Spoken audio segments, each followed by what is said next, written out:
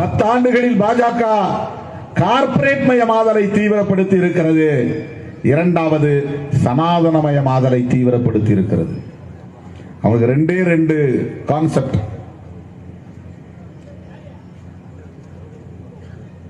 ஒன்று சனாதனமயப்படுத்துதல், எல்லாவற்றையும் 2000 ஆண்டுகளுக்கு முன்னால் இருந்த சமூக கட்டமைப்பை சீர்குலையாமல் பாதுகாப்பது, வர்ணாசிரம தர்ம முறையை அப்படியே பாதுகாப்பது,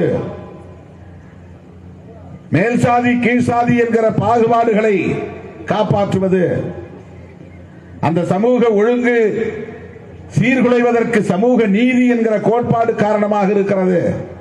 அந்த சமூக நீதியை குழி தோண்டி புதைப்பது, இதுதான் சனாதனமயமாதல்.